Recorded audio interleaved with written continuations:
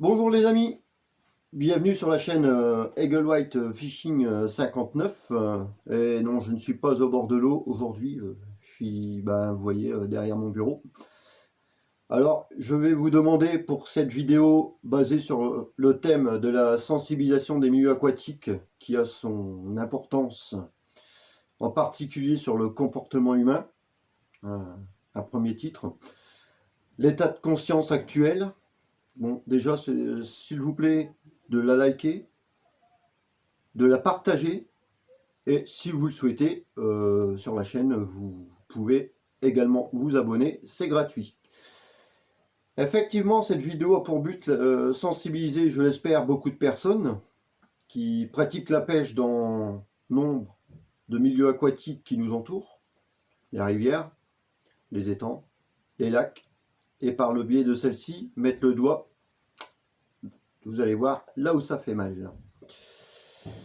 Par inquiétude pour ce loisir pour nos générations futures. D'ailleurs, oui, j'ai pris des notes, c'est normal, il y a tellement de choses. D'ailleurs, beaucoup de gens que je côtoie au bord de l'eau partagent cette même pensée, dont ce que je vais vous publier dans cette vidéo. Oui, il y a des intempéries, il y a des sécheresses, il y a des pollutions. Néanmoins, bien souvent, la nature reprend toujours le dessus et finit par se régénérer. Mais actuellement, d'après ce qu'on a pu observer ces derniers temps, non seulement que des espèces sont en forte régression, comme la truite fario, le brochet, par endroits le cendre, et même oui, la perche. Malgré les textes de loi actuels régissant d'administration préfectorale à cet égard, l'avis annuel qu'on a tous les ans, on ne peut que contempler trop souvent que c'est la conscience humaine qui est également, pour grand nombre, en régression. Ouais. C'est là où il y a un hic, il y a des choses qui ne vont pas. Quand on voit ce qu'on peut appeler des pêcheurs sélectifs, ouais, il y en a d'ailleurs qui prennent un malin plaisir à matraquer un silure, ouais, ou un brocheton, ou même des fois une grosse brème carpée pour le jeter derrière, dans le fossé ou le long de la haie. Navrant, hein. Bravo. La pêche, c'est pas une tuerie. Apparemment, ça les dérange. Pourtant, ce ne sont pas des espèces classées nuisibles, à ce que je sache. Qui les autorise à des tels actes? Je ne sais pas. Eux-mêmes, ils font de la sélection à leur endroit. Moi, ça me dérange. J'aime pas. Derrière. Ouais, c'est lourd. Ouais. Quand on voit des personnes qui apparemment sont là pour faire ce qu'on appelle du chiffre également, et embarquer tout ce qu'ils accrochent. Ah oui, alors n'importe quelle taille, ça y va. Le carnage. Ouais, quoi. Je ne suis pas contre celui qui mange son poisson. Bien au contraire, du tout. Celui qui aime le poisson, il va à la pêche, prend un beau cap, un beau brochet, un beau cendre, il déguste au four, il se fait plaisir, quoi. Il a payé sa carte de pêche, comme tout le monde. Ça. Mais quand c'est juste pour remplir son congèle, ou faire de la vente, ce qui est interdit, je le précise, et encore moins autorisé dans les secteurs déclarés no kill. Eh oui, ça va loin. D'ailleurs, quand vous entendez certains dire « Ah ben moi actuellement, j'ai entre 40 et 60 perches dans le congèle. » Bravo. Et à la fin de l'hiver, tu vas faire quoi? Poubelle? Bien. Et il restera quoi dans le milieu après? On s'en fout. Ah, pour moi, ça, c'est pas ce que j'appelle un bon pêcheur. Mais vous allez voir, c'est pas tout.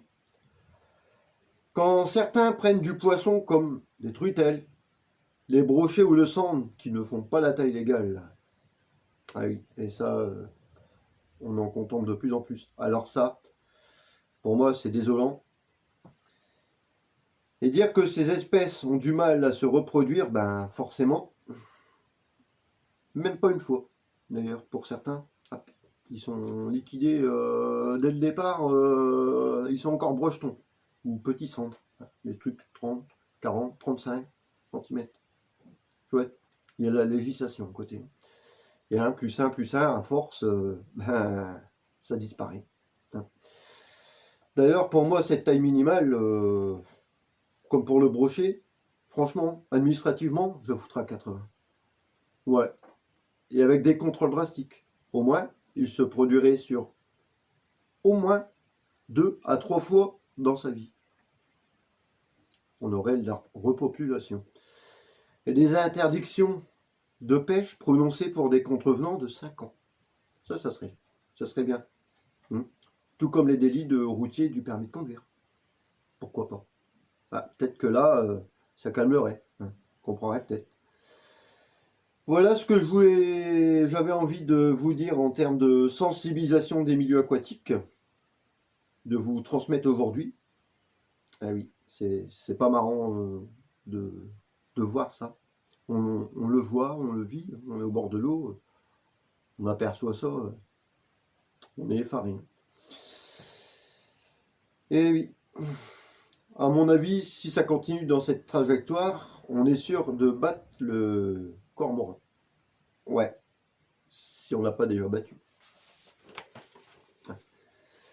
Ce qui me désole actuellement, bien souvent au bord de l'eau, c'est que grand nombre de nos jeunes qui ont voulu découvrir la pêche, le loisir, qui croyaient et qui, à force de repartir bredouille, ils abandonnent, ils baissent les bras. Voilà. Et puis ils repartent dans leur monde virtuel, jeux vidéo, etc. Là, les vrais loisirs naturels, pour eux, c'est foutu, il n'y a plus rien, quoi. C'est dommage. C'est dommage. Eh oui. Ce qui m'inquiète, c'est ce qu'on va laisser à nos générations futures dans ce loisir. N'oubliez pas, surtout, donc de liker cette vidéo, partagez-la, laissez un commentaire, c'est gratuit.